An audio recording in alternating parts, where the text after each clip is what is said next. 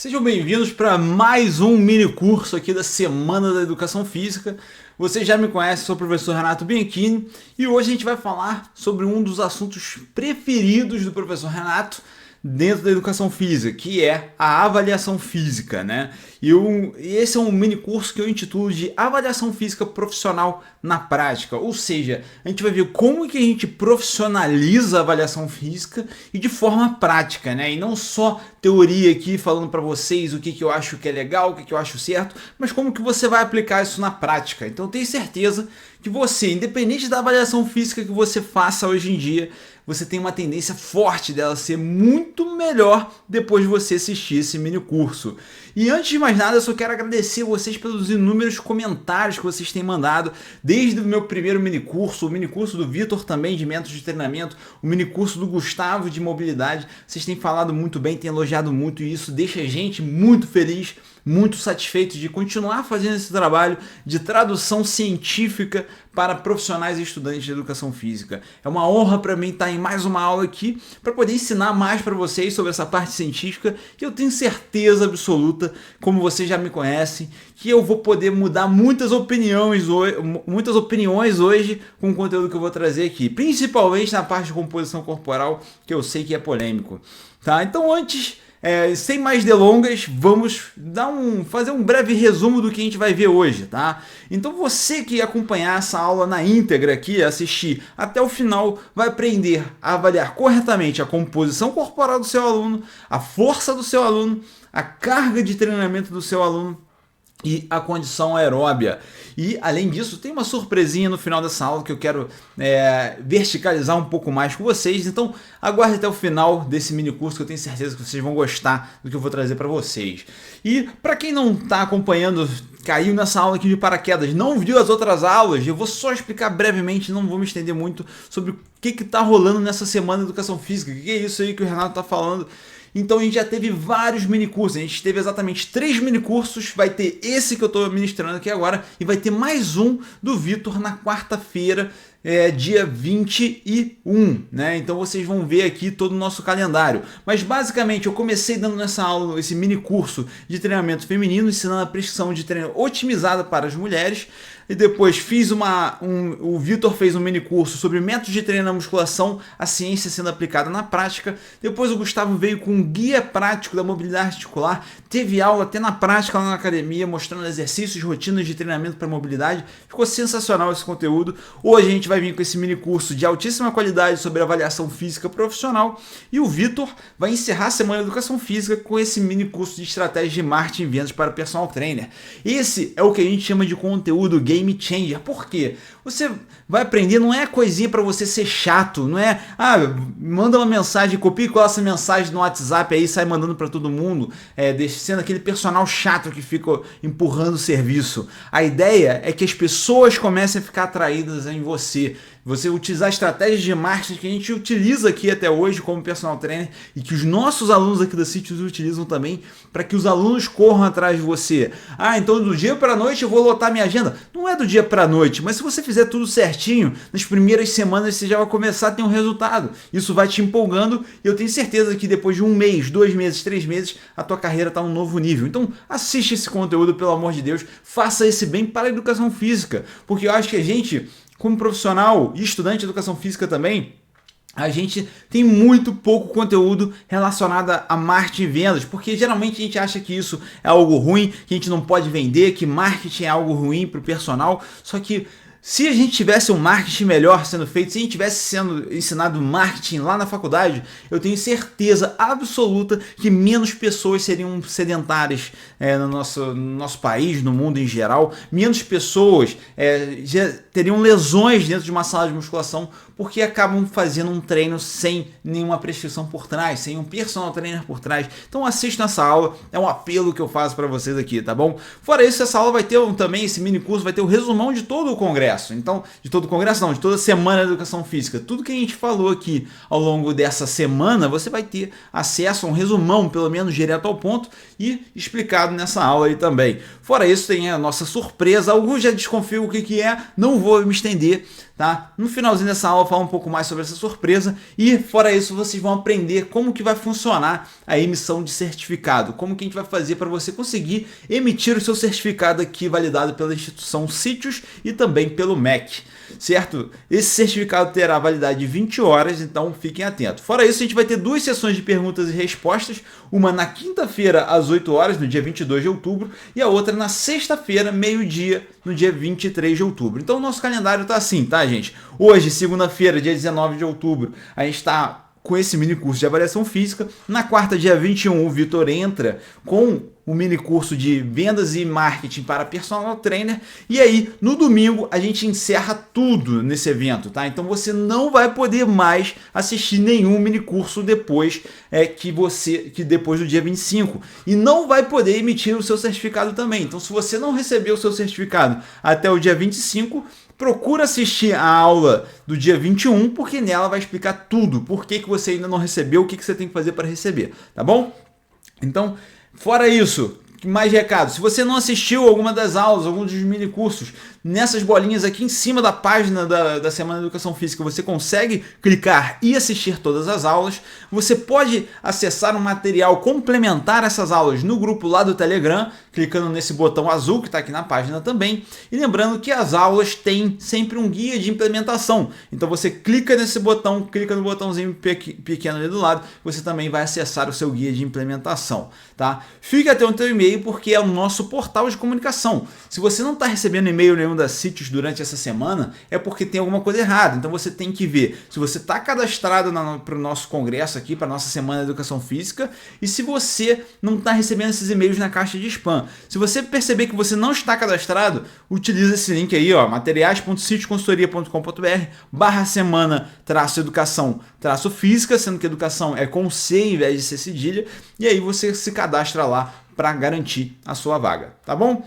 Enfim, terminando essa apresentação, vamos falar agora de avaliação física. E toda avaliação física começa como? Com uma anamnese, tá? Então é muito importante esse período inicial de uma avaliação física. E eu tenho um gosto enorme de falar sobre avaliação física, principalmente porque a avaliação física foi o maior diferencial da minha carreira bem lá no início, tá? Foi lá onde eu criei a minha autoridade dentro da área fitness, vamos dizer assim. Porque o meu primeiro emprego como personal trainer foi trabalhar para uma academia onde eu era o responsável absoluto da avaliação física. Então todos os alunos daquela academia passavam por mim. Eu era o único que fazia avaliação física. E, por incrível que pareça, eu nem atuava naquela academia como instrutor. Eu até atendia aluno de personal, mas não atendia como instrutor.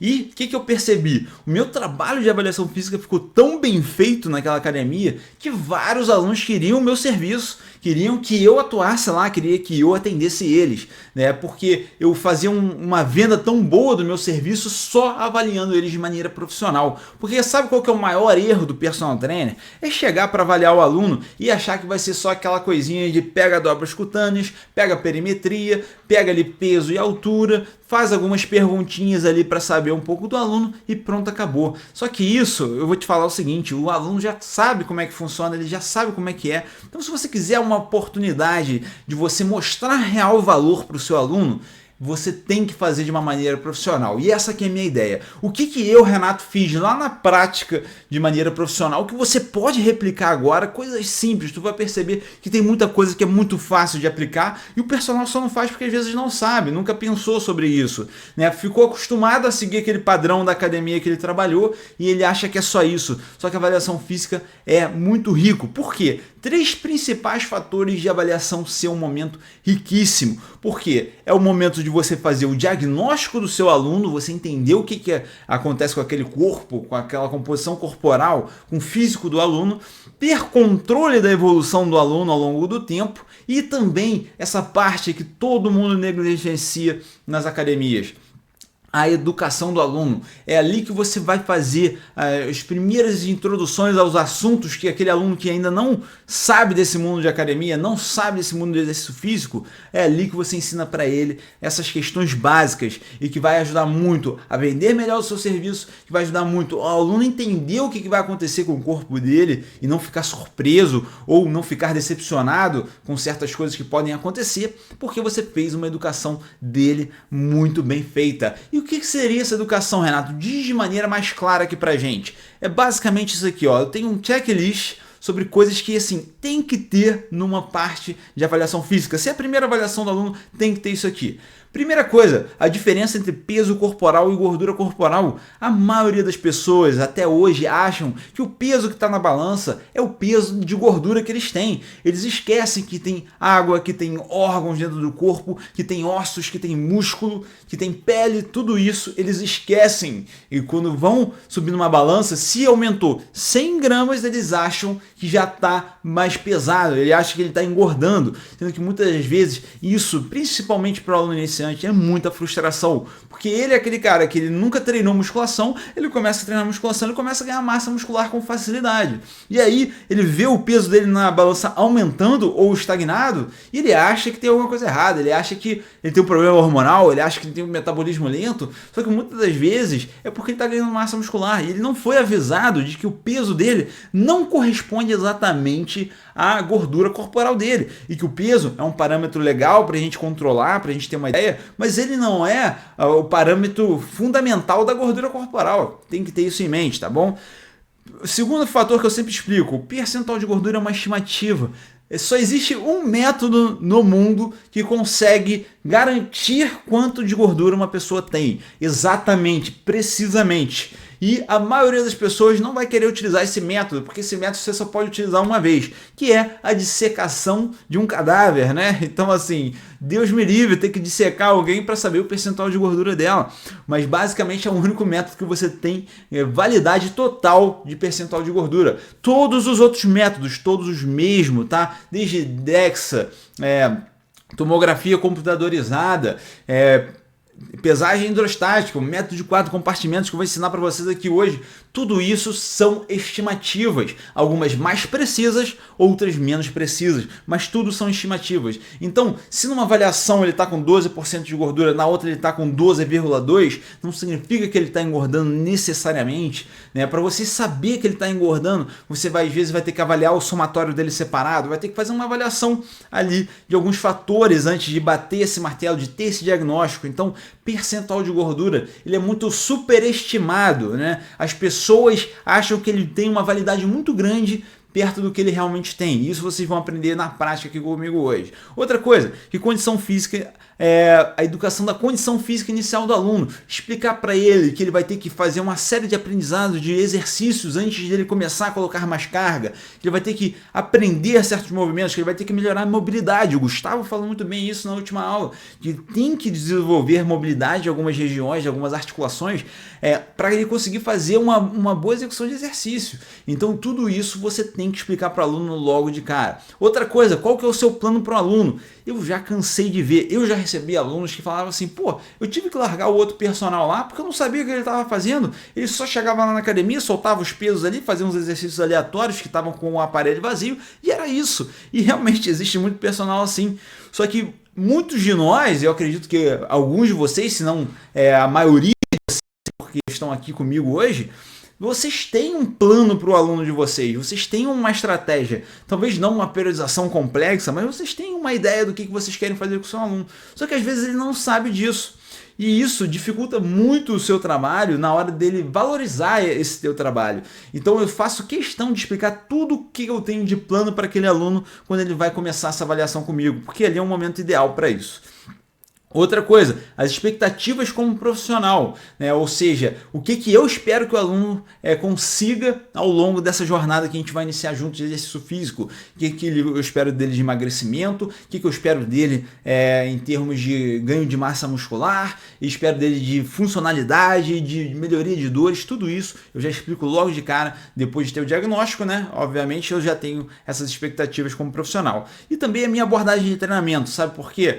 Eu vejo assim, eu tenho que justificar tudo que eu faço com os meus alunos, não é porque, o aluno não tem que saber de nada, eu que sou profissional, eu que mando. Beleza, cara, mas sabe qual que é o grande problema? O teu aluno está sendo bombardeado diariamente de diversas propagandas, de blogueiras no Instagram, de pessoas falando de coisas diferentes para ela, sobre treinamento. E se você não coloca a tua abordagem firmemente ali do porquê que você faz cada coisa, de como que funciona o seu método de prescrição de treino, ele não, simplesmente ele vai se sentir meio órfão disso. E aí qualquer outra abordagem que chegar ao longo da carreira dele, ao longo da vida de treinamento dele, ele vai achar que é melhor que a sua. Então essa é uma blindagem que eu acho que o profissional deve fazer. Explicar para ele, ó, meu método funciona assim. Então quando você vê uma blogueira fazendo um exercício assim, assim, o assado, ela tá fazendo isso porque é um outro método. Às vezes você não precisa nem falar que tá errado, nem falar que é ruim, que às vezes pode nem ser ruim,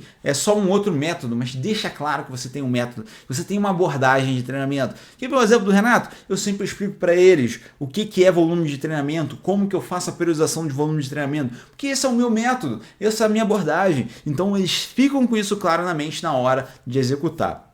Outras coisas que aí eu acho que isso aqui já é muito mais batido para vocês é a questão do diagnóstico, né? Saber a disponibilidade do aluno para o treinamento, saber as limitações que ele tem, seja umas limitações de tempo, seja limitações de até físicas, você vai identificar na avaliação, o nível de treinamento, se ele nunca treinou, se ele já é treinado, e assim, não tem como medir isso sem conversar com a pessoa. Por que eu digo isso? Vamos supor, eu posso perguntar para o aluno, qual que é a tua experiência com musculação? Ele fala, pô, minha experiência é zero com musculação. Aí eu falo assim, pô, então esse cara é destreinado. Só que esse cara treinou futebol profissional a vida inteira. Só nunca entrou numa sala de musculação, mas treinava futebol profissional. Então é um cara com um físico muito diferente de um aluno sedentário, entendeu? Por isso que a gente não pode simplesmente pegar o tempo de experiência. Outra questão, aptidão para prática de exercícios, né? Você ali ter uma liberação médica, você às vezes fazer o questionário do Parquet, que é um questionário de aptidão para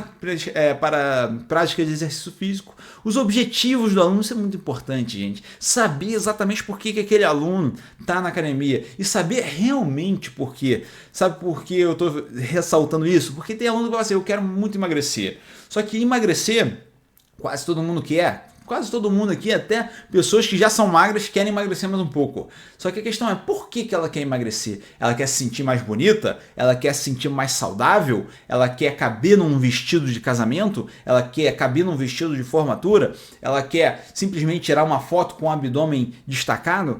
Tu tem que saber por que ela quer aquilo, qual que é, o que está por trás daquele objetivo, né? Porque isso vai ajudar muito a trabalhar com ela ao longo da jornada de treinamento. Outra coisa, restrições físicas e posturais, se ele tem alguma restrição física, restrição postural, hoje a gente vai ver muito sobre avaliação postural, tá? Além disso, a composição corporal do aluno, quanto de gordura ele tem e quanto de músculo ele tem, e o prazer do aluno, isso é uma dica chave que eu dou para vocês aqui, muita gente esquece. O que ele tem prazer em praticar? Ele tem prazer em fazer exercícios de braço, exercícios de costa, enfim, você pode sim descobrir isso com o seu aluno e depois de descobrir, você pode trabalhar em cima disso, às vezes dar mais ênfase se for necessário, se você achar viável, mas saber o prazer do aluno, se ele odeia musculação, por exemplo, você tem outras soluções de fazer um treinamento resistido sem ser a musculação tradicional, e isso pode ajudar muito na aderência do seu aluno.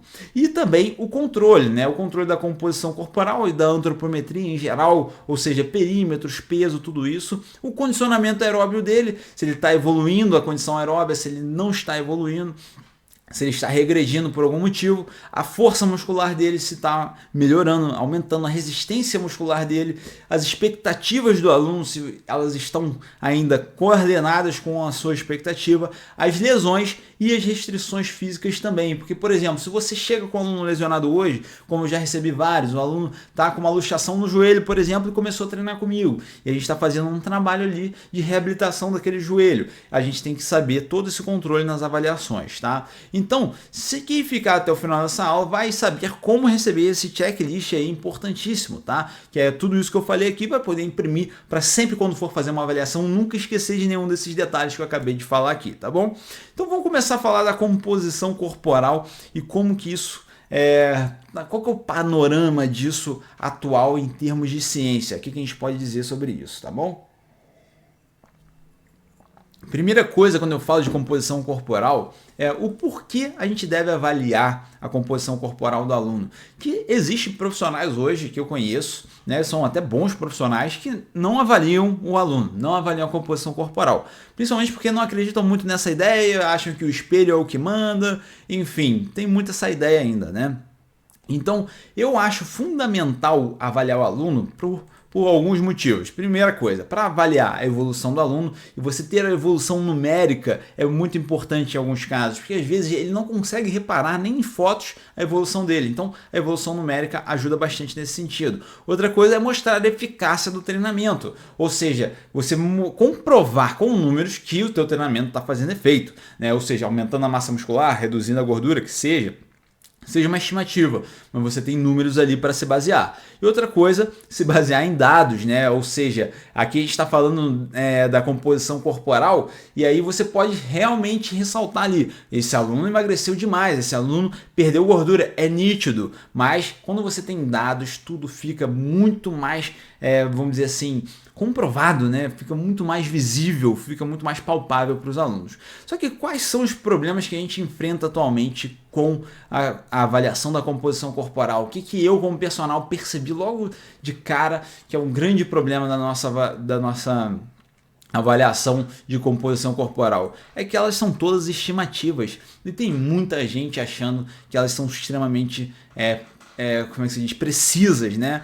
E é um erro gravíssimo. Vamos supor, tem um método que é o de dobras cutâneas, super comum para o personal trainer, acho que todos vocês já conhecem, onde você vai pegando uma série de dobras ali no corpo do aluno para estimar o percentual de gordura. A gente vai falar bastante sobre esse método aqui hoje.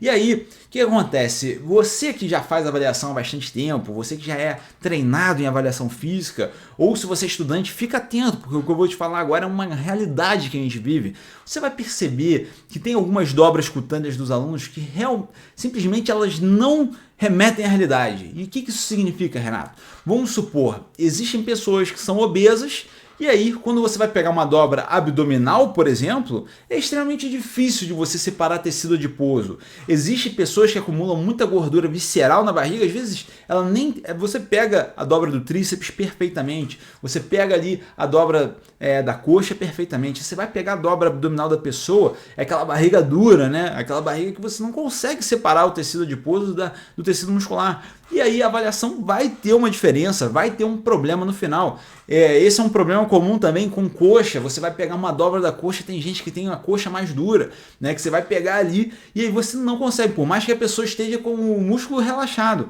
a coxa dela é dura e você não consegue fazer a separação ali de gordura e músculo.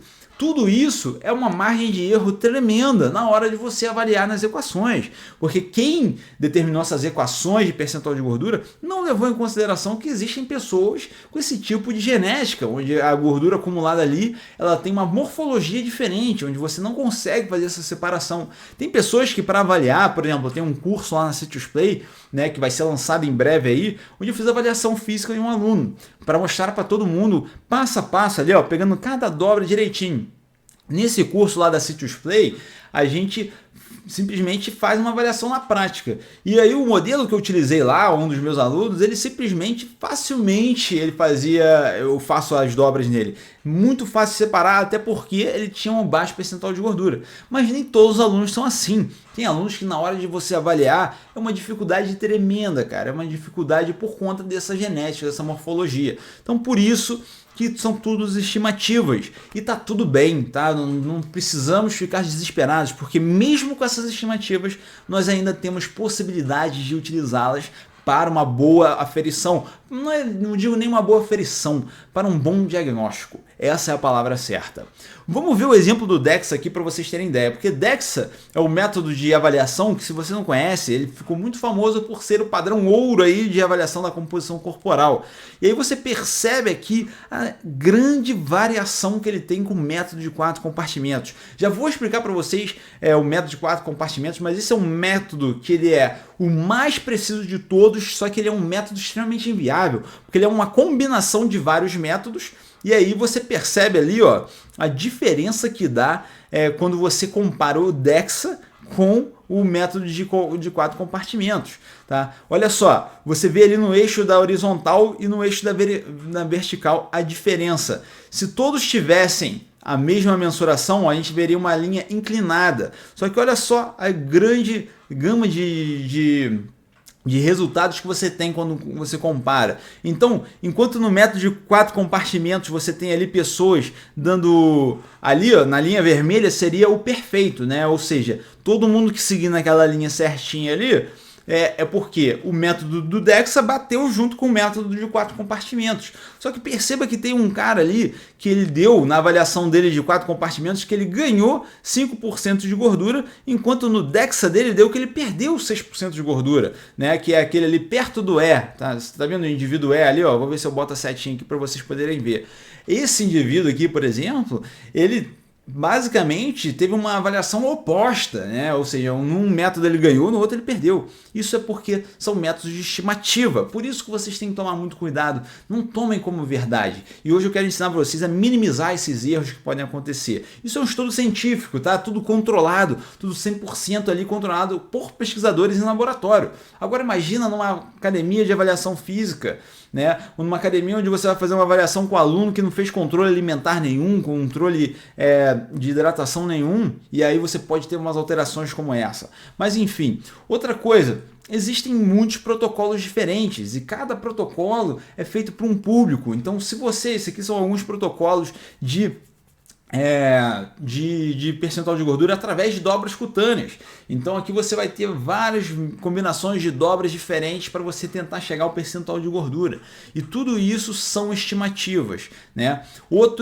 Então assim, você pode acabar ficando confuso até com esses inúmeros métodos de qual que você deve usar. O que eu devo fazer então, Renato? Eu devo utilizar o Pollock de 3 dobras, Pollock de 7 dobras, o Faulkner de 4 dobras? O que eu faço, né? E todas essas dúvidas aqui a gente pretende resolver ao longo dessa aula.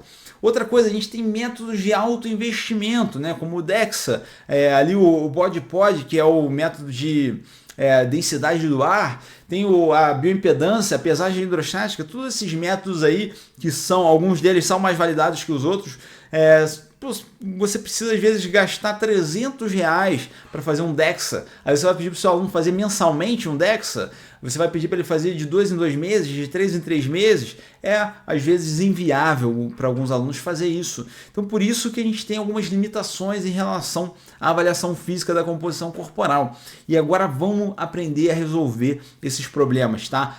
Trouxe aqui os problemas para vocês, agora vamos começar a resolução. Para resolver esse problema, vamos entender a diferença entre validade e reprodutibilidade. Eu lembro que eu aprendi isso quando eu estudei lá nos Estados Unidos, fiz uma matéria só sobre avaliação da composição corporal. E lá a gente aprende tudo, até a parte estatística mais profunda dessa área. E aí, essa metáfora, né, posso dizer que é uma metáfora utilizada, foi a perfeita para entender a diferença entre validade e reprodutibilidade. Não sei se você já sabe o que significam cada uma das duas, mas eu vou explicar para vocês aqui de uma maneira bem didática. Basicamente, imagina que nós temos um alvo, tá? E que o objetivo é acertar no meio desse alvo, tá bom? Você está jogando dardo, você pode ser arco e flecha se você preferir, mas o objetivo é você atirar no meio desse alvo, tá bom? Se você está atirando nesse alvo e não acerta no meio de jeito nenhum, você acerta meio que aleatoriamente, significa que a tua validade é péssima e a tua reprodutibilidade também é péssima, porque você está errando, você está meio aleatório, essa sua medida não serve para nada. Então quando a gente fala de validade e reprodutibilidade ruim, é uma medida aleatória e que ela nunca acerta exatamente o que é aquela... Vamos dizer assim, aquela precisão do que você quer medir. Então a gente está falando de composição corporal, a gente nunca vai acertar o percentual de gordura do aluno porque é um método aleatório. Esse é um método de validade ruim e reprodutibilidade ruim. A validade é o quão real é aquele resultado. A reprodutibilidade é numa sequência de avaliações daquela medida, o quão parecido essas medidas são. Então vamos supor, se eu subo numa balança várias vezes, agora aqui eu ligo a minha balança de bioimpedância ali e eu quero medir só o meu peso. Eu subo nela ali 5 vezes seguidas e nas 5 eu estou com o mesmo peso, significa que é um método extremamente reprodutível, porque ele está sempre marcando o mesmo peso. Ele não tem ali ali uma diferença de padrão na mesma medida. Estou fazendo tudo no mesmo ambiente, na mesma condição, com o mesmo corpo, e ele está sempre dando a mesma medida. Então significa que é um método reprodutível. Só que, por mais que ele aponte o mesmo resultado, não significa que é o meu resultado real. Então nessa balança aqui eu posso estar atingindo o mesmo peso sempre. Aí eu vou utilizar uma outra balança da farmácia e eu atinjo um peso diferente. Qual das duas é um método mais validado? Provavelmente essa daqui, porque essa daqui não é utilizada o dia inteiro. Lá na farmácia, você pode subir na balança da farmácia e dar o mesmo peso sempre. Só que pode ser que a balança esteja desregulada e que esse método não seja validado para medir o seu peso, tá bom? Então essa que é a ideia. Então voltando à metáfora aqui dos alvos, se você não acerta nunca no meio e nunca tem um certo padrão de acerto no mesmo lugar do alvo, significa que você não tem validade e não tem reprodutibilidade. Agora, vamos supor, você não acerta no meio do alvo, mas você está sempre acertando errado na mesma posição. Ou seja, parece que tem um erro na tua visão que tu sempre acerta no lugar errado, mas é sempre no mesmo lugar, só que sempre errado. Isso significa que a validade do método é ruim, mas a reprodutibilidade do método é boa. Ou seja, você é a mesma coisa que eu falei da balança da farmácia. Você pesa ali, você sempre vai ter uma diferença ali, às vezes de 2 quilos, só que você sempre vai ter a mesma medida. Então se você se pesar hoje, se pesar daqui a uma semana, ele vai medir errado nas 2 vezes. Porém, vai ser um método reprodutível. Você consegue ver uma diferença entre você mesmo, por mais que você não saiba exatamente o seu peso. Fez sentido? Vamos falar agora sobre validade boa e reprodutibilidade ruim. Significa que você até acerta na medida exata às vezes. Você até acerta no centro do alvo às vezes. Só que você não tem reprodutibilidade, ou seja, você não segue o mesmo padrão, né? Você não segue sempre o mesmo padrão. Então isso acaba te prejudicando, porque você pode medir hoje o percentual de gordura, por exemplo, e você hoje está certo, mas daqui a uma semana, daqui a um mês, quando você refizer a avaliação, esse método vai dar uma medida totalmente fora da validade, da realidade daquele aluno. Então significa que a validade pode até ser boa, mas a reprodutibilidade dessa medida de validade ela não é boa. Então isso invalida o método de certa forma. E validade boa e reprodutibilidade boa é quando você sempre acerta no meio, ou seja, você mede o percentual de gordura pelo método e ele sempre acerta, tá? Só que isso é o ideal, porém, não existe nenhum método de composição corporal assim. E falando aqui em panorama geral, o método sem validade, sem reprodutibilidade, não vai conseguir avaliar nada do nosso aluno, porque se ele é aleatório, não tem como. Então acaba que a gente vai ficar no método reprodutível, porque o método que não é reprodutível, ele não vai demonstrar a evolução do nosso aluno. Não adianta eu acertar às vezes, eu tenho que ter um padrão de medida. Então a maioria dos melhores métodos a gente vai atingir ali. Por mais que a gente não saiba exatamente o percentual de gordura do aluno, por mais que a gente esteja superestimando ou subestimando, vamos supor, se a gente conseguisse dissecar o meu aluno, ele tem 15% de gordura, só que eu fiz o meu método de composição corporal e está indicando que ele tem 18%. Se for um método reprodutível, ou seja, toda hora que eu faço esse método ele marca 18%, tá tudo bem, porque eu consigo avaliar a evolução do aluno. O ruim é se eu atinjo um método, uma vez que eu faço a avaliação, eu atinjo 18%, no outro eu atinjo 14, isso significa que tem uma oscilação do método, ele não é reprodutível. E aí fica difícil de tu utilizar na prática, porque na hora de avaliar o aluno, você vai ter medidas muito fora do padrão. Então hoje você fez a medida dele, você tem que ter uma medida que é reprodutível. Ou seja, por mais que ela seja errada, é o que eu falo muito da bioimpedância, ela costuma ser um método muito pouco validado, mas algumas delas são reprodutíveis, então vocês podem utilizar. Então assim, quando ele é pouco validado, isso significa que ela sempre vai superestimar. Se você faz dobras cutâneas e bioimpedância, você percebe, né, do seu aluno que a bioimpedância sempre superestima o percentual de gordura. Mas se sempre superestima da mesma forma, tá tudo bem, que é um método que pode ser utilizado. Porém, a bioimpedância tem uma limitação que eu vou explicar para vocês aqui agora. Então, dentro dos métodos que a gente tem aí de avaliação da composição corporal, a gente tem esses que se destacam, que é o body pod, a pesagem hidrostática, o DEXA, a bioimpedância, as dobras cutâneas e métodos alternativos. Eu vou falar sobre um mais famoso deles, que é o que eu gosto de aplicar em alguns alunos, tá?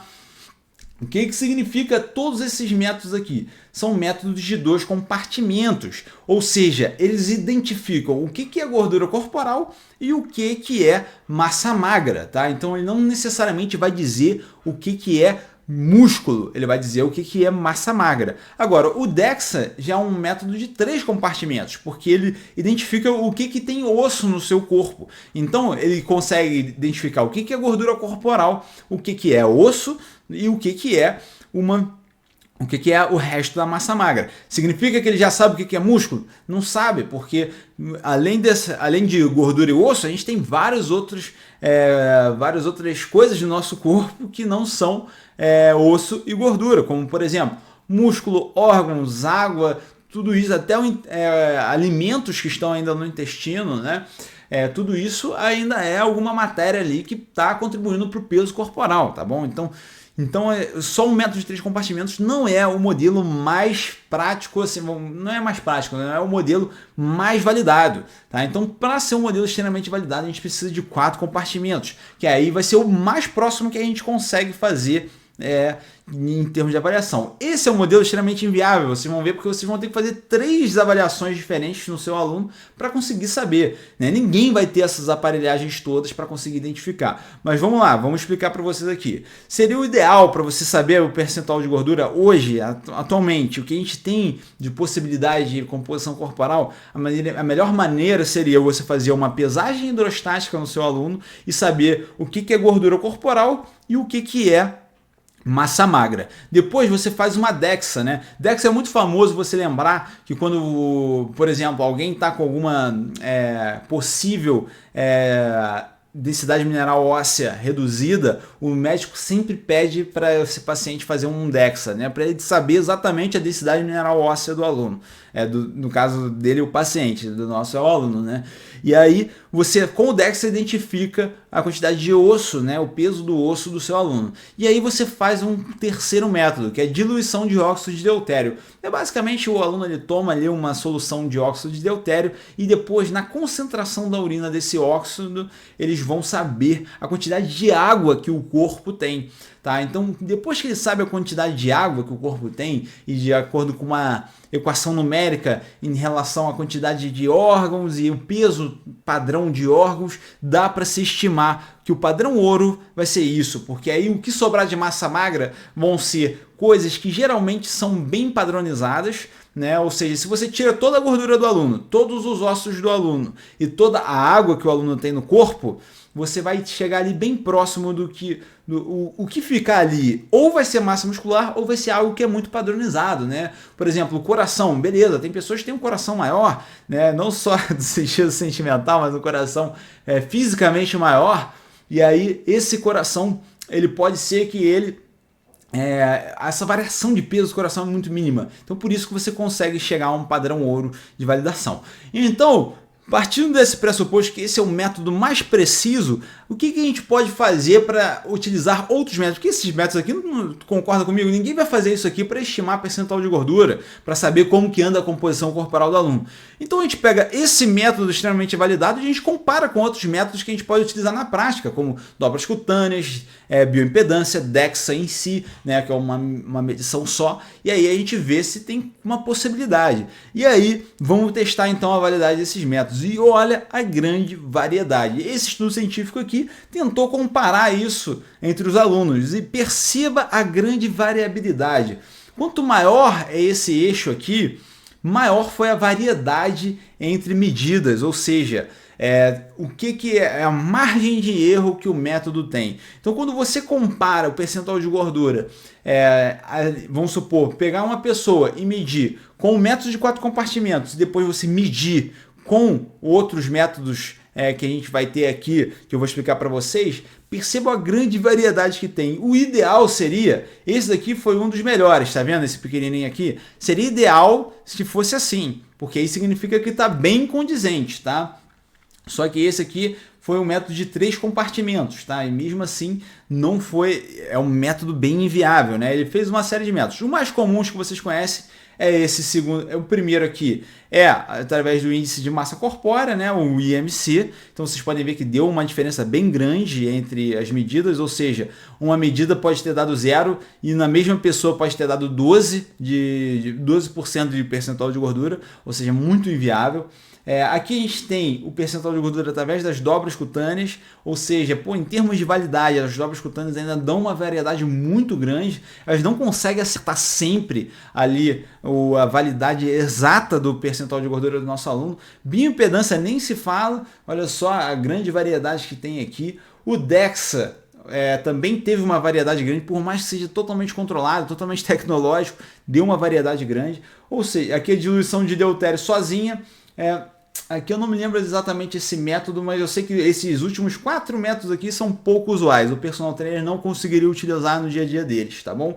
Mas basicamente o que eu quero chamar para atenção para vocês são os métodos que a gente utiliza no nosso dia a dia, que são esses dois aqui, que é a bioimpedância e as dobras cutâneas, né? Geralmente são métodos muito difíceis de você achar exatamente o percentual de gordura do aluno.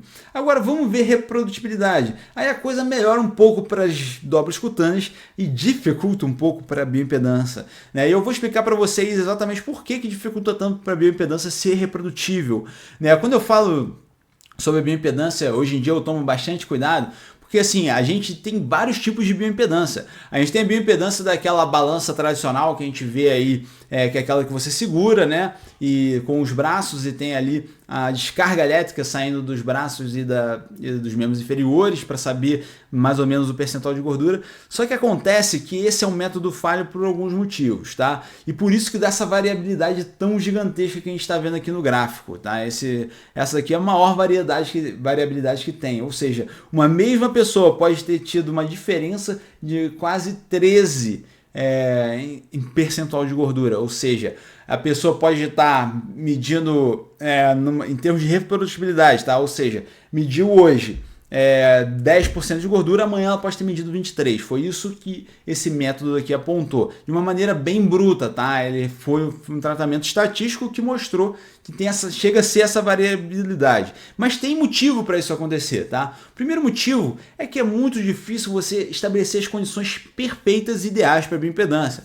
A bioimpedância, para quem não conhece, ela joga uma descarga elétrica no corpo e, de acordo com a velocidade de propagação dessa descarga elétrica, eles conseguem estabelecer o que é tecido adiposo e o que é tecido muscular. Ou tentam estabelecer isso. Só que qual que é o problema? O problema todo é que aí quando você chega lá para estabelecer essa velocidade de propagação, se a pessoa estar mais hidratada ou menos hidratada, vai ter efeito nessa velocidade de propagação. E como é que você garante que o seu aluno está sempre no mesmo nível de hidratação? É muito difícil. Por mais que você fale assim, ó, não consome água nas 3 horas antes da avaliação, evita consumir alimentos ricos em sódio nas 24 horas, evita consumir alimentos e substâncias diuréticas antes da nossa avaliação, mesmo assim vai ter falhas esse método. Não por isso porque às vezes a pessoa consumiu 2 dias antes e mesmo assim vai influenciar lá na frente. Então, por exemplo, mulheres que têm um ciclo menstrual, ciclo hormonal regulado, desregulado, independente disso, né? O ciclo hormonal é uma oscilação grande de hormônios que vão influenciar nos líquidos das mulheres. Então, tudo isso na bioimpedância atrapalha muito a avaliação, tá? Então, quando a gente vê a reprodutibilidade comparada ao modelo de 4 compartimentos, é muito diferente, é muito absurda. E tem mais um motivo da bioimpedância ser um método ruim em termos de reprodutibilidade, tá? Ou seja, de medir, fazer a mesma mensuração várias vezes. Principalmente porque, por exemplo, quando você pega as dobras cutâneas, a pesagem hidrostática e o body pod, são análises da densidade do corpo.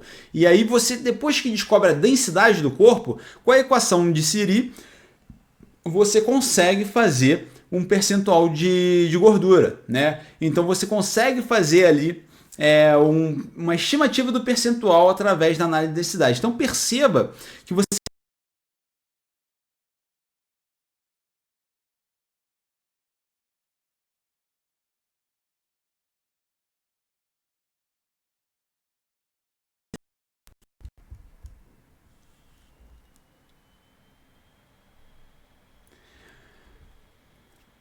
Então perceba que ali vocês têm duas fases, né? Você tem a fase para descobrir a densidade do corpo e ali já vai ter uma série de margens de erros, depois você joga dentro da equação de Seri, que aumenta um pouco mais a margem de erro e depois você descobre o percentual de gordura. Então cada vez que você joga uma equação nessa análise de composição corporal, você vai ter uma margem de erro aumentada, né? Isso que tem que ficar logo de vista. E para contribuir ainda mais, existem estudos que mostram que você tem ainda diferenças em termos de densidade entre etnia, que muitas vezes a avaliação de nível de treinamento, tudo isso vai variar a densidade do corpo, mas já vou explicar sobre isso.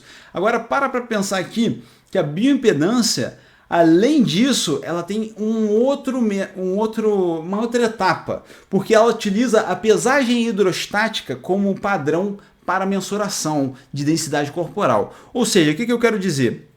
A bioimpedância ela foi criada utilizando a pesagem hidrostática como padrão.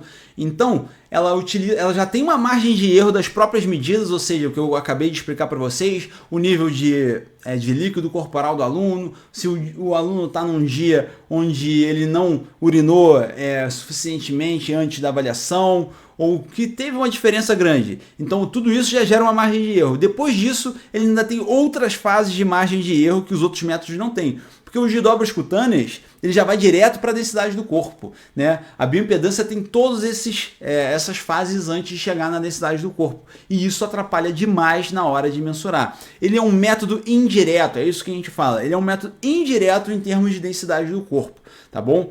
E fora isso, você para pensar que etnias diferentes produzem densidades da massa magra diferente, ou seja, dependendo da etnia da pessoa, você vai ter densidades diferentes. E muitos dos métodos não equiparam para isso. Você não chega ali na balança de bioimpedância e coloca a etnia da pessoa antes de fazer a avaliação. Outra coisa, alterações no peso da pessoa também alteram a densidade da massa magra, ou seja, a diferença só em termos de peso total já causa alteração. Outra coisa, hidratação, que eu já bati bastante na tecla aqui, também vai alterar a densidade da massa magra. Tudo isso, gente, que eu estou mostrando para vocês é para determinar que é impossível avaliar a gordura corporal exata. E você sempre vai ter erros de 5 a 10%. Tá? Isso significa que mesmo na dobras cutâneas, que é um método que eu recomendo vocês utilizarem na prática, vocês vão ter esse problema na hora de mensurar, tá bom? Mas tá tudo bem, eu vou explicar por que tá tudo bem. Porque mesmo assim você tem algumas saídas que você pode utilizar que vão poder te ajudar na hora de fazer a sua avaliação, tá bom? Vamos lá. Uma coisa que é importante relatar é que quando a gente fala de pesquisa científica, tudo fica muito mais fácil, porque na pesquisa científica você está querendo fazer a avaliação de um grupo. Então, para fazer a avaliação de um grupo, você não precisa saber exatamente que cada indivíduo teve um resultado específico, porque no final vai ser a média, e a média de um grupo vai ser já o suficiente para você estabelecer uma causa e efeito. Agora, quando você está medindo um indivíduo, você precisa de algo mais preciso para saber. Por isso que você vai ver o método como o DEXA utilizado em vários estudos, e esses estudos têm uma validade muito alta, porque quando você avalia de um grupo em si, tá tudo bem, porque vai ter margem de erro, mas essa margem de erro fica mitigada por conta de ter várias pessoas ali sendo avaliadas. Então, por mais que a gente vai ter alguns erros em algumas medidas de algumas pessoas, no final das contas, a média do grupo vai ser uma opção muito válida para a gente estimar o que aconteceu com aquela intervenção. Tá? Se você não entendeu muito bem o que eu estou te falando aqui, é só uma maneira que eu estou explicando para vocês que as pesquisas científicas que utilizam esses métodos ainda são boas pesquisas científicas, tá bom? Então você pode continuar crendo que essas pesquisas científicas que utilizam esses métodos estão produzindo resultados reprodutíveis. Agora, quando a gente fala de dobras cutâneas, a gente tem um grande problema em termos de estudo científico, porque tem a questão do profissional, né? Se ele está bem capacitado para executar aquela avaliação física ou não. Aí já é outra história. E geralmente estudos científicos que utilizam dobras cutâneas assim, a gente bota menos relevância neles, tá bom? Agora vou explicar para vocês um método que eu gosto muito de utilizar na prática, que eu acho que ele é extremamente prático e utilizável e pouca gente para pensar nisso. Então, pô, Renato, você está falando aqui, vai ser uma dificuldade tremenda de eu saber se meu aluno está evoluindo ou não. Cara, se você utilizar esse método aqui, onde você vai precisar só pegar a perimetria do abdômen do seu aluno e também o peso dele, você já vai ter um panorama muito legal do que está acontecendo. Você vai ter um diagnóstico do que está acontecendo, que às vezes é o suficiente para saber se tu está no caminho reto, no caminho certo ou não, tá bom? Que método é esse? É um método utilizando gordura corporal como se fosse a circunferência abdominal. O que significa isso, Renato? Basicamente, pensa comigo aqui, se não é lógico isso. Basicamente, você na hora de fazer você mensurou lá a circunferência abdominal do seu aluno. Se essa circunferência abdominal teve alguma alteração, a gente basicamente pode concluir que foi só gordura que teve modificação ali, que foi só gordura que foi perdida ou ganha nesse caso. Por quê? É muito difícil, muito raro, ou então é algo de anos de treinamento que vai causar uma alteração de hipertrofia que vai aumentar a circunferência do tronco, tá? Então, para pensar a parede abdominal aqui, por mais que você treine extremamente bem ali, é uma musculatura onde ela não vai expandir tanto quanto fosse os braços, o peitoral, as coxas, né? Você pode fazer uma hipertrofia muito significativa na região abdômen, que a circunferência abdominal ela não vai alargar, né? Se chegar a alargar é muito pouco, né? E aí você tem até casos de anos de treinamento, como por exemplo os levantadores de peso olímpico, que aí você até vê uma característica onde o tórax acaba se expandindo, mas isso é depois de anos e anos de treinamento, você aumentar 1, 2, 3 centímetros ali da circunferência abdominal por conta de ganho de massa muscular, tá? Mas isso é porque o core ele começa a ficar mais robusto, vamos dizer assim, mas isso é muito pouco aplicável em avaliações de 3 meses, por exemplo, né? E avaliações assim, você pode basicamente dizer assim, pô, se reduziu a circunferência abdominal do meu aluno, é porque reduziu a gordura corporal, porque basicamente a região abdominal é onde mais se acumula gordura no corpo dos nossos alunos, tá? Vai ter alguns alunos que vão até ter outras regiões que acumulam mais, mas por conta dessa região ter essa característica onde a hipertrofia muscular vai influenciar quase que minimamente ali na circunferência daquela região, a gente pode adotar ela como um padrão de gordura corporal. É difícil você utilizar isso como coxa, por exemplo, porque coxa vai ter interferência grande da hipertrofia do músculo do quadríceps. O quadríceps hipertrofiou, você já não vai ter uma circunferência ali premeditando a gordura corporal, porque a massa muscular está influenciando o tamanho também.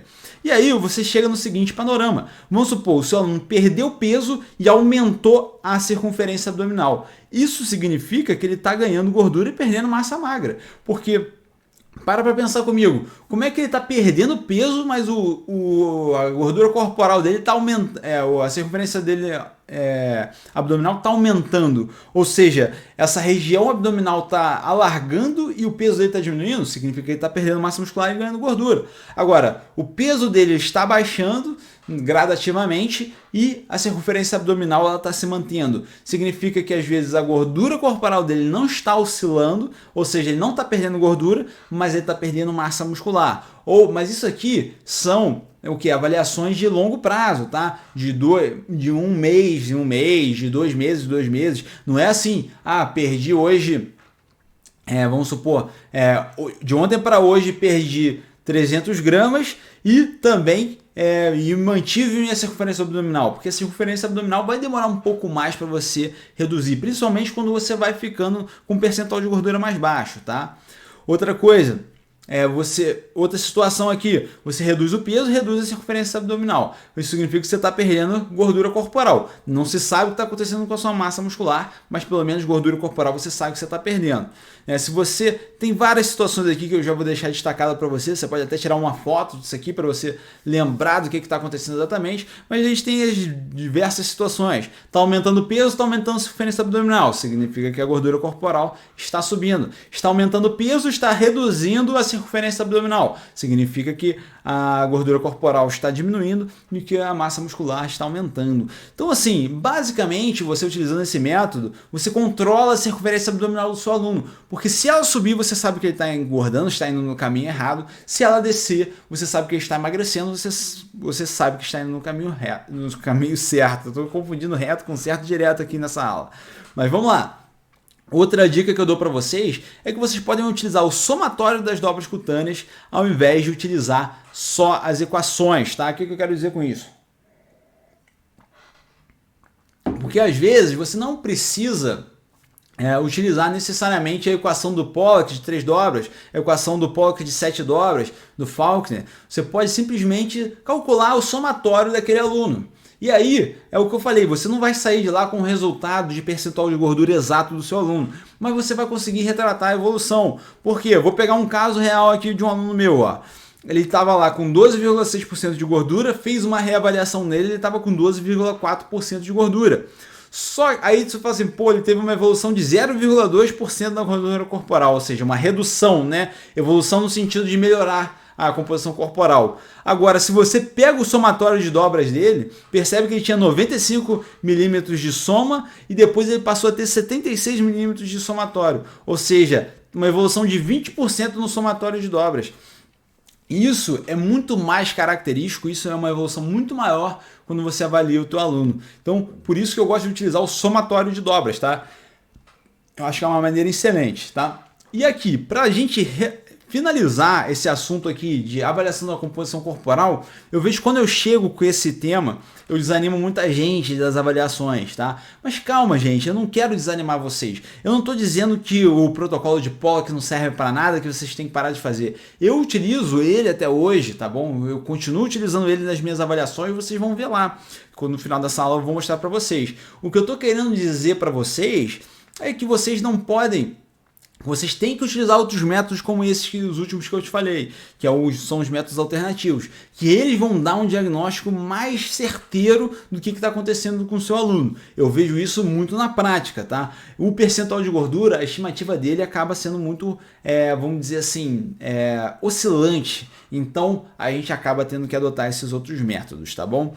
Mas, agora outra coisa, a gente falou muito mal da bioimpedância aqui nessa aula, é porque geralmente quando eu vou dar esse curso de avaliação física, eu vou muito mais a fundo e eu consigo falar o lado bom também desses métodos, né? Aqui eu tô querendo ser mais tiro curto, mais direto ao ponto, mesmo que o Vitor sempre fala que eu não consigo ir direto ao ponto, mas assim, eu tento deixar o mais detalhado possível esse processo, porque ali, por exemplo, eu tenho bioimpedância aqui, eu utilizo até hoje com os meus alunos. Eu não tenho, eu não deixo de utilizar por causa disso, tá? Eu só deixo claro para o meu aluno que essa não é uma representação perfeita, tá, da condição física dele atual, tá? Eu só digo assim, ó, a gente vai utilizar aqui a bioimpedância, só que é uma estimativa que provavelmente vai ser superestimada no seu caso, então vamos utilizar aqui um método para a gente poder comparar ao longo do tempo, porque, por exemplo, se eu faço a aferição com bioimpedância hoje e tá 15% de gordura, e daqui a 6 meses eu faço e tá 6% de gordura, eu sei que esse aluno evoluiu bastante,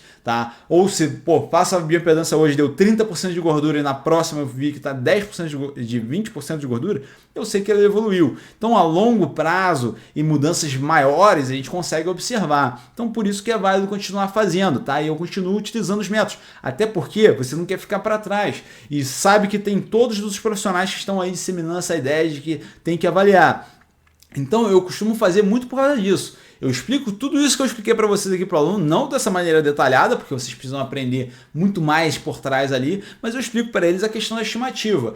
E aí depois disso, eu continuo fazendo os métodos porque eu sei que eles gostam de saber. Eles gostam de saber percentual de gordura. A última avaliação que eu fiz, o aluno foi lá, postou stories com percentual de gordura de 6,5 pouco. Beleza, cara. Tipo assim, eu falo que, ó, beleza, o seu percentual é esse aqui. Mas não é perfeito, tá? A gente pode refazer essa avaliação aqui e dar um resultado um pouquinho diferente. Isso tem que ficar claro em relação à composição corporal, tá? Falando de avaliação postural, eu gosto muito desse tópico porque ele é muito abrangente, mas eu gosto de simplificar esse tópico para vocês, porque eu acho que no dia a dia da avaliação física você não vai ter tempo para fazer uma avaliação postural de 1 hora, que é o ideal, vamos dizer assim. Então tem alguns testes que eu gosto de utilizar na prática para ter uma avaliação postural adequada dos meus alunos. Para começar, a gente tem que identificar o desequilíbrio muscular do nosso aluno. E fazendo alguns testes, a gente vai saber exatamente qual musculatura está superativada, hiperativada ou hipoativada. Tá? Porque vamos supor, quando a gente pega alguém com uma síndrome de extensão lombar, a gente percebe que tem ali musculaturas como os eretores da espinha que estão hiperativadas. Tá? E aí a gente vai aprender a diagnosticar isso e como que a gente pode trabalhar para corrigir isso na prática, tá bom? Antes que eu comece a ficar falando muito difícil, vamos ver nas fotos, vamos ver aqui os testes um por um para ficar bem nítido para vocês. Um dos testes que eu mais gosto de executar é o teste do TFP, que é o teste de flexão em pé. É pedir para o aluno se curvar à frente assim. Esse curvamento da coluna, né, com as pernas esticadas, você consegue identificar ali algumas modificações na biomecânica do aluno, tá? Porque eu falo o seguinte, a avaliação postural ela tem que ter movimento também, porque é no movimento que o seu aluno vai apresentar essas diferenças de ativação muscular. E é nela que você vai conseguir corrigir depois ali na prática. Então, por exemplo, a gente tem vários comportamentos da coluna diferentes. Tem pessoas que não conseguem, por exemplo, fazer uma boa flexão de coluna, né? Que você vai perceber que ela tem ali uma coluna mais rígida, então às vezes vai ser um trabalho de mobilidade que vai ter que ser feito, tá? Eu já vou mostrar para vocês os diagnósticos possíveis desse teste, mas é só pedir para o aluno, você vai fazer só isso aqui, ó. Flexiona o seu tronco para frente, deixa o peso cair e vai até onde você conseguir com os joelhos esticados, tá bom? Outro teste, o teste de simetria, né? Pedir para o aluno fazer uma rotação de tronco para a direita e para a esquerda, ver se tem uma diferença de rotação de tronco para um dos lados, tá bom? Pedir para o aluno inclinar o tronco para a esquerda ou para a direita e ver se tem uma diferença de um para os lados. Tudo isso são testes que você pode fazer para saber. E por último, o teste de agachamento, que é um teste completaço para você saber muita coisa sobre o seu aluno. Pedir só para ele fazer um agachamento dessa forma aí, com os braços esticados, você vai ter muito recurso para poder avaliar o seu aluno, né? Ali são as partes do corpo que você vai observar do seu aluno e como que você vai trabalhar com ele se ele tiver algum desequilíbrio, tá bom? Bom, são esses 3 testes que eu gosto de fazer, são o teste de flexão de tronco, o teste de simetria, de rotação e inclinação de tronco e o teste de agachamento. Com esses 3 testes, tem muita coisa que vocês vão aprender do seu aluno. Vamos ver na prática como é que é, né? Porque o que acontece? Quando você vê uma alteração nesses testes, vamos supor, os joelhos do aluno giram muito para dentro na hora do agachamento, significa que tem musculaturas opostas que estão mais ativadas do que as outras, né? Ou seja, você tem que restabelecer o nível normal de ativação entre essas duas. Então vamos supor, no teste de agachamento o joelho do aluno foi para dentro, significa que os adutores das pernas, eles estão mais fortes que os abdutores. Então você tem que restabelecer esse equilíbrio, né, para o aluno ter ali uma biomecânica favorável, tá? E como é que você inibe, como que você ativa a musculatura? A inibição ela pode ser feita com alongamento na região, uma liberação miofascial ou simplesmente por você estimular menos aquela musculatura, né? Ou seja, se eu perceber que o joelho do meu aluno está indo muito para dentro na hora do agachamento, eu não vou fazer com ele o exercício de cadeira adutora, por exemplo, tá? Eu vou dar uma preferência para a cadeira abdutora, pelo menos nessa fase inicial. E como que você faz para ativar? Você faz mais exercícios no treinamento, você faz uma execução específica para aquela musculatura, para aquela região, ou você faz um estímulo a mais do que para outra. Então, vamos supor, no caso que a gente está falando aqui do agachamento com o joelho para dentro, você pode fazer, por exemplo, 2 séries de cadeira adutora e 5 séries de cadeira abdutora para compensar, para fazer um estímulo a mais para a abdução e corrigir essa postura do seu aluno, tá bom? Então esses são os métodos que nós temos ali para utilizar na prática com os nossos alunos e corrigir essa biomecânica deles. Agora vamos ver aqui a correção na prática, né? Vamos supor, o aluno fez e você percebeu que ele tá assim, ó, ele passou muito, né, da linha normal, tá? Então, se ele, por exemplo, se você percebe que ele consegue ir lá embaixo com o tronco, percebe, olha a lombar dele como não está segurando nada ali, né? Se você percebe a curvatura lombar dele, tá sendo muito flexionada, muito mais do que deveria. Isso significa que o abdômen está hiperativo, o reto femoral está hiperativo, iliopsoas está muito ativa, ou seja, a musculatura que faz a flexão de tronco, ela está hiperativa, e já os glúteos, os posteriores de coxa, os eretores da espinha, estão muito pouco ativos. Então, um aluno desse, por exemplo, você vai ter que fazer o quê? Uma extensão de tronco, um trabalho de stiff, por exemplo, excelente exercício para você corrigir isso, para que ele tenha menos essa flexão acentuada que vocês estão vendo aí. Agora, do outro modo, o aluno pode ter uma extensão. Tu vê que esse aluno está travado ali na lombar, a curvatura lombar dele está reta, ele não consegue descer mais do que isso porque a lombar dele não deixa. Às vezes não é nem os isquiotibiais aqui que estão travados não, como muita gente acontece. É a lombar que simplesmente está sem mobilidade, é a lombar que está aqui sendo segurada, segurando todo esse movimento. E aí, o que você vai fazer de trabalho com esse aluno aqui? Exatamente o oposto daquele outro, tá? Basicamente assim, os eretores da espinha e o glúteos e posteriores de coxa que vocês iam trabalhar com aquele aluno, vocês vão evitar com esse aluno aqui. E vocês vão fazer mais trabalho de abdômen, de reto femoral e de iliopsoas. É assim que funciona essas avaliações do teste de flexão de tronco, tá bom? Outra coisa, você pode avaliar até uma hipercifose torácica nesse aluno se você percebe que ele tem aquela corcunda, né? Tradicionalmente dizendo aqui a corcunda que o aluno faz na hora de executar esse teste. Isso pode significar uma hipercifose torácica. Se esse é o caso, uma forma de você corrigir esse movimento é você trabalhando dorsais, romboides e deltoide posterior e evitando ou reduzindo o trabalho de peitoral e deltoide anterior, tá bom? Então esses são alguns dos exemplos, tá? Desculpa estar avançando mais rápido, mas eu acho que assim, já tá dando para dar uma ideia legal, né? E se você quiser assim, pô, eu quero material completo, eu quero saber cada possibilidade, fica tranquilo que no final dessa aula eu vou explicar para você como que você vai acessar isso. Agora temos também a correção de simetria. Então vamos supor, um dos lados está muito mais hiperativado do que os outros. Ou seja, o aluno faz uma circundação de tronco e aí ele percebe que o lado direito foi muito mais do que o esquerdo.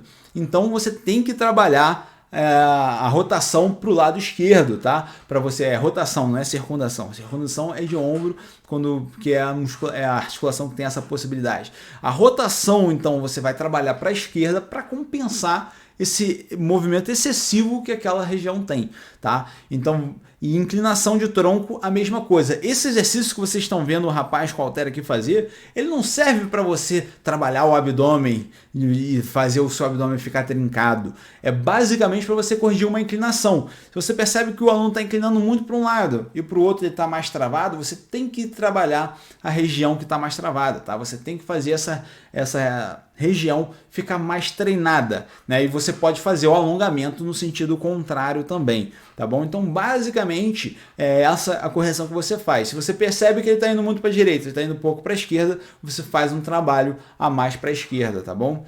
Agora no teste de agachamento, que tem várias coisas para a gente analisar. A primeira delas é o que eu falei para vocês. Pô, percebeu que o joelho foi para dentro? Então vocês têm que fazer um trabalho de abdutores que estão hipoativos e reduzir o trabalho de adutores, fazer uma inibição deles.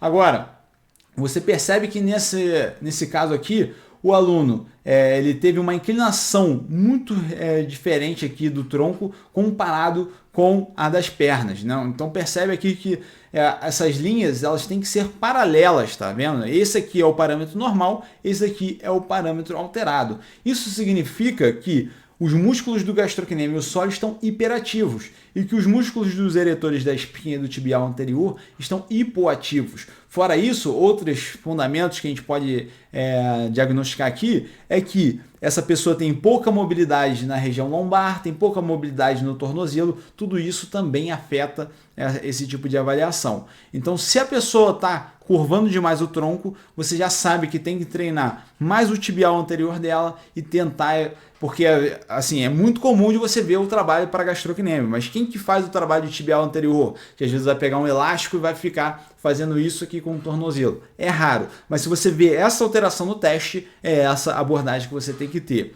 Outro diagnóstico que você pode ter é se a pessoa reduziu ali a inclinação dos braços, né? É para ela estar o tempo todo com os braços esticados e manter essa direção do tronco no movimento.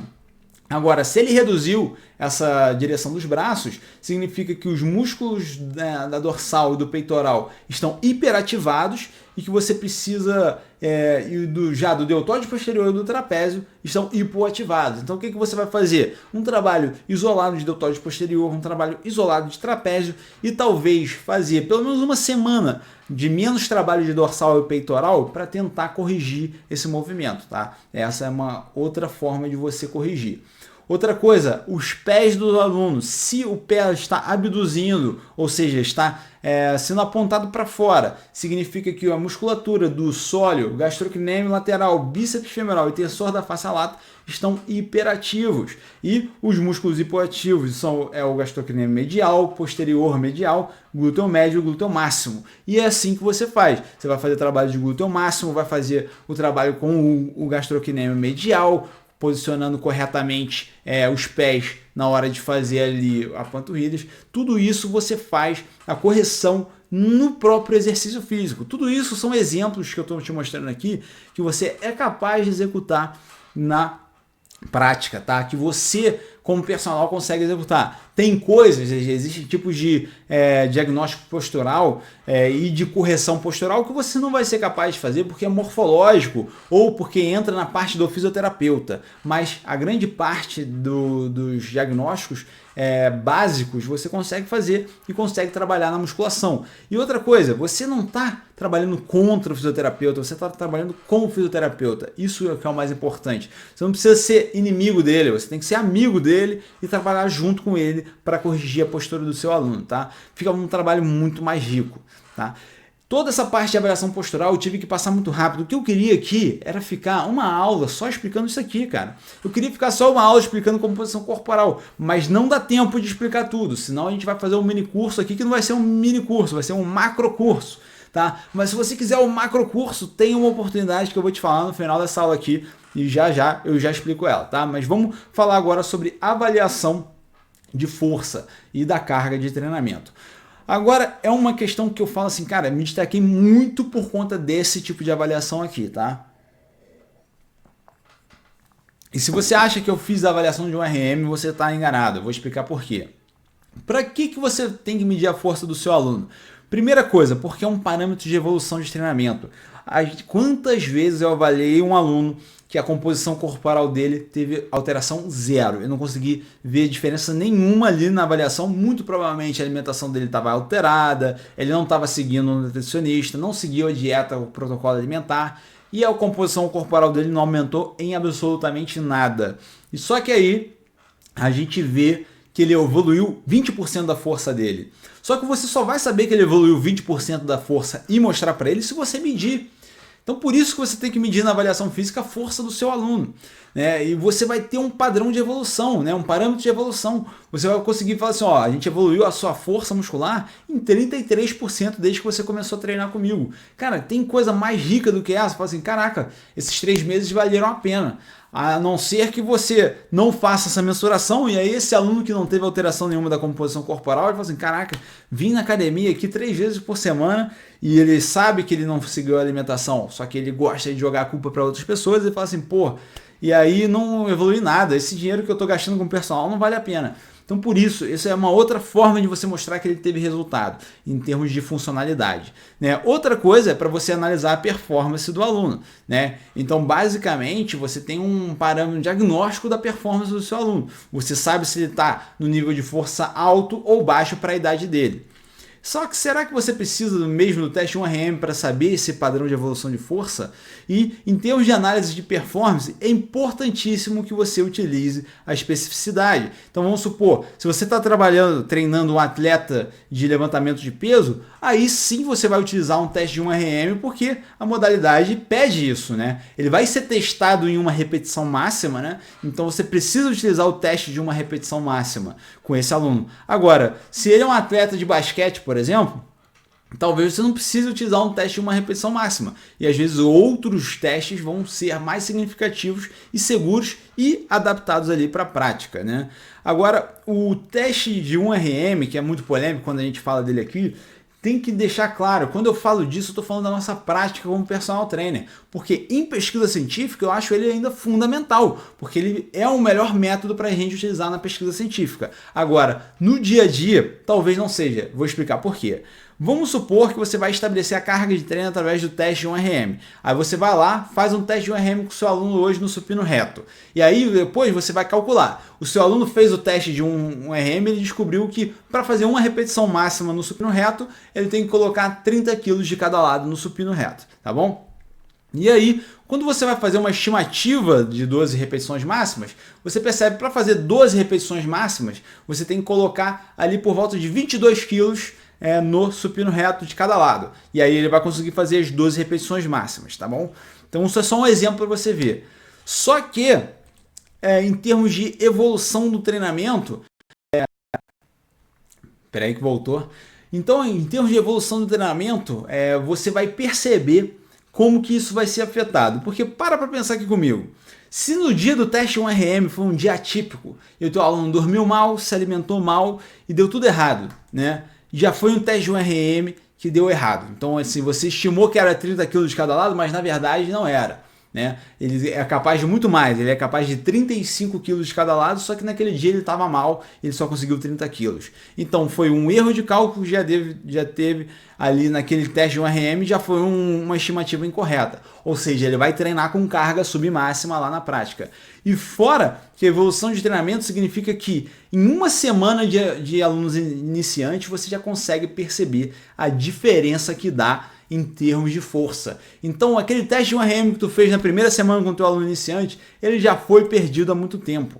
Então, não é recomendado você ficar fazendo teste de 1RM para os seus alunos, principalmente os iniciantes, tá bom? Você só vai fazer o teste de 1RM quando for necessário para aquela modalidade específica, tá?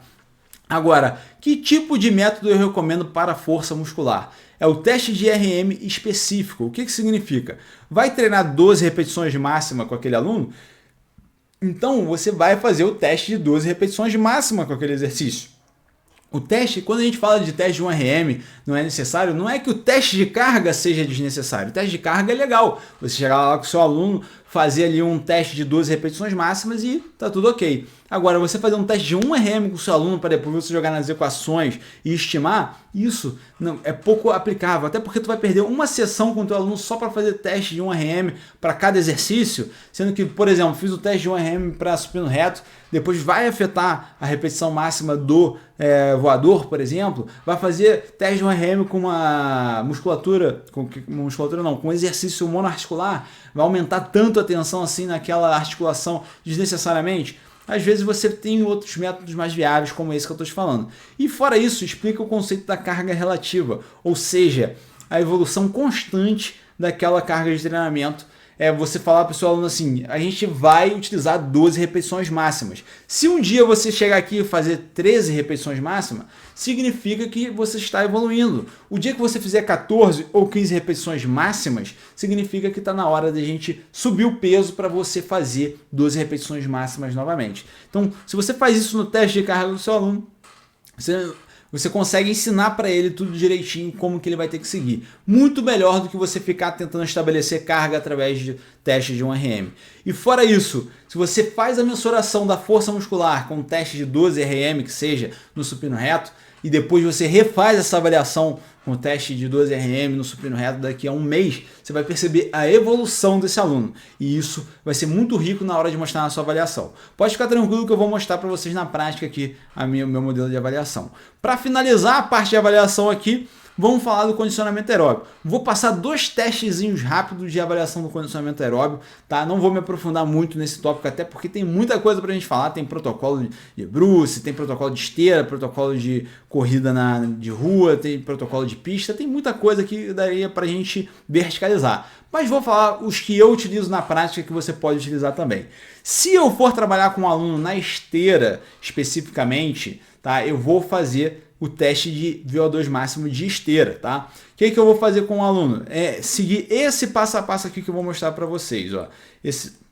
seguir esses 6 passo a passo, você vai conseguir estabelecer a velocidade de VO2 máximo. Vamos lá entender na prática como é que é. O primeiro passo é você achar a frequência cardíaca máxima estimada pela fórmula 220 menos a idade, tá bom? Então você vai tentar estimar a frequência cardíaca máxima através dessa fórmula e vamos supor, no exemplo ali, uma pessoa de 30 anos vai estimar que tem 190 batimentos cardíacos por minuto. Essa é a frequência cardíaca máxima que essa pessoa pode chegar. Segundo ponto, você vai fazer um aquecimento na esteira com o aluno de 1 a 3 minutos até chegar à intensidade 12 na escala de Borg. Então pega a escala de Borg de 20 pontos e explica para ele lá. Para quem não sabe, a escala de Borg é a escala de percepção de esforço, tá bom? E nessa escala ele tem ali vários pontos de percepção de esforço do aluno. Se está muito intenso, se está pouco intenso, se aquela atividade está moderadamente intensa para ela naquele exato momento, e você pode intensificar a velocidade da esteira e ir vendo a relação disso com a percepção do seu aluno. E aí é isso que você vai fazer, você vai perguntar o Borg do aluno e vai aumentando a velocidade da esteira. No primeiro minuto você deixa ele aquecer, a partir do primeiro minuto você vai aumentando a velocidade da esteira até chegar no ponto 12 da escala de Borg. Chegou lá, beleza. Ele vai se exercitar por 5 minutos na intensidade 12, né, em velocidade constante, ou seja, vamos supor, você colocou o seu aluno lá, colocou em 6.0 a velocidade só para ele aquecer. A partir de 1 minuto você começou a subir ali, aí subiu para 6.5, 7.5, aí o seu aluno foi falando o Borg para você. Pô, aqui ó, tá 8, aqui tá 9, aqui foi para 11. Quando chegar no 12, aí você vai iniciar, disparar o cronômetro, tá bom? E ali você vai disparar o cronômetro para 5 minutos. Ali ele vai se exercitar durante 5 minutos nessa velocidade constante, nessa intensidade 12, tá? Ou seja, se você bateu lá 9.0 na esteira e essa é a intensidade 12 para o aluno, é ali que ele vai se exercitar. E aí você vai mensurar a frequência cardíaca nos minutos 4 e 5. Ou seja, se ele chegou lá, no exemplo aqui que a gente está vendo aqui no quadro, 10 km por hora na intensidade 12, e aí você mediu, a frequência cardíaca dele deu 149 no minuto 4 de exercício e 151 no minuto 5 de exercício, você vai fazer depois uma média dessas duas mensurações. No nosso caso aqui, deu 150 batimentos por minuto. Depois você vai calcular o custo da frequência cardíaca. Como que você faz isso? Você pega a frequência cardíaca no exercício, que é os 150 que a gente viu aqui, a média entre as duas, e vai dividir pela velocidade que estava, que no caso aqui do quadro é 10 km por hora. Então, você vai perceber que o custo da frequência cardíaca aqui é um valor de 15, essa é a unidade. E depois disso, você vai pegar o VO2 máximo, a frequência cardíaca máxima, dividido por esse custo. Ou seja, a frequência cardíaca máxima que a gente viu lá em cima, de 190 batimentos por minuto, você divide ela por 15, que é o custo da frequência cardíaca que a gente viu, e você chegou à conclusão que para atingir a velocidade máxima daquele aluno possível na esteira, seria 12,7 km por hora, tá bom? Essa é a velocidade máxima que o seu aluno consegue atingir para atingir o VO2 máximo. Aí, eu quero trabalhar 80% do VO2 máximo do meu aluno. Nesse caso aqui, você faria 80% de 12,7 km por hora, tá bom? Esse é o cálculo, tá bom? Então essa é uma forma de você trabalhar na esteira com o seu aluno, tá bom? Esse é um método que você pode utilizar para aferir a frequência cardíaca máxima, na verdade, a velocidade de VO2 máximo dentro da esteira, utilizando a esteira, tá bom? Outro método que eu gosto muito de utilizar na prática é o método do banco, tá? E esse era o método que eu mais utilizei para aferir a condição física aeróbia do meu aluno, cardiorrespiratória, porque é um método simples e rápido que você consegue incluir numa avaliação de 1 hora, onde você vai ter ali a conversa com o seu aluno para saber tudo sobre ele e tudo mais. E, além disso, você ainda vai ter uma oportunidade de fazer alguns testes. E esse teste se encaixa bem por ser rápido, você não tem que ir com o seu aluno até a esteira, numa sala de avaliação você consegue utilizar esse teste e é bem tranquilo, a maioria das pessoas que estão frequentando a academia conseguem fazer muito bem, que é o teste do Queen's College Step Test. Vamos ver como é que ele é na prática. Basicamente, você subir e descer de um step igual ele está fazendo nesse exercício.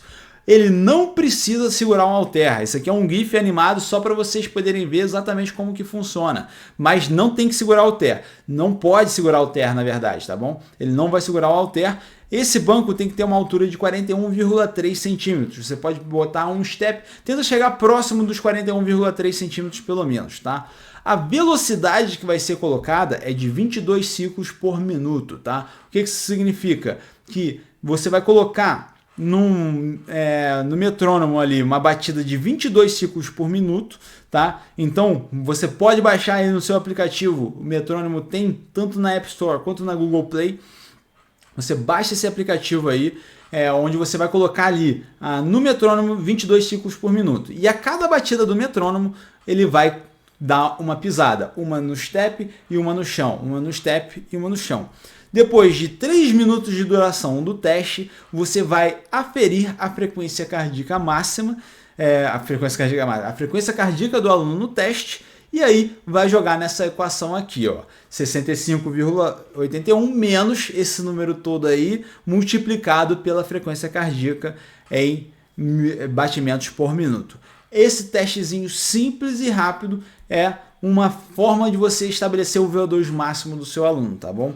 E ele é extremamente validado aí cientificamente, tá? Aqui foi mostrado que mesmo esse teste não utilizando os aparatos como o ergospirometro, né, que é um dos métodos padrão ouro hoje para aferir o VO2 máximo, a gente tem aí uma extrema validade de utilizar esse teste e é muito fácil de utilizar na prática, tá bom? E falando em prática, 100% na prática agora, eu sei que você ficou aí, pô, o Renato falou várias coisas, às vezes eu falei muito rápido sobre a avaliação de composição corporal, às vezes eu falei muito rápido sobre questão postural, mas eu vou mostrar para vocês aqui como que eu atualmente trabalho nessa parte de avaliação física. Primeiro, essa é a minha planilha de avaliação física que eu vou mostrar para vocês, ó. Então, basicamente, eu tenho aqui todo tipo de informação que agrega valor para o meu aluno. Então, não só peso, altura, idade, aqui eu tenho o protocolo de dobras também. Para esse tipo de aluno aqui, eu estou utilizando o protocolo de 5 dobras. Tem o percentual de gordura, tem o IMC. Isso aqui todo mundo tem, eu acho que não é nada demais aqui. Peso gordo, peso magro, a maioria das pessoas também tem. Agora aqui que começa a modificar um pouco da minha avaliação para os outros. Eu tenho aqui um teste de força de pernas e um de força de braço, onde eu faço na cadeira extensora e na rosca direta, que são 2 exercícios fáceis de fazer, o aluno consegue executar. Por que eu não faço uma força de pernas no agachamento, por exemplo? Porque é um exercício mais complexo, um aluno iniciante às vezes não consegue fazer o exercício com maestria. E aí eu coloco aqui uma carga para o aluno e coloco o número de repetições. Na reavaliação do aluno eu vou colocar a mesma carga, vou pedir para ele fazer o máximo de repetições. E aqui eu já tenho uma boa estimativa. Aqui é o step test, né, onde eu coloco aqui também tem aqui uma estimativa do VO2 máximo do meu aluno, né? Esse teste eu acabei de mostrar para vocês que eu costumo fazer na prática. Aqui o teste de resistência, que eu uso o teste na parede, tá? Você pode utilizar aqui também teste como de prancha para algumas pessoas, né? No meu caso eu gosto de utilizar o teste de parede, que é aquele onde você faz o all sit, né? Você coloca a perna em 90 graus, apoia as costas na parede e tenta resistir ao máximo possível, porque é um método que é simples de utilizar e mostra bastante a resistência muscular no quadríceps. Algumas pessoas vão ter dificuldade de fazer esse teste, vão sentir muita tensão no joelho, aí vale a pena você fazer, você modificaria aqui, colocaria, em vez de teste parede, você colocaria aqui prancha, por exemplo, né? Teste de prancha.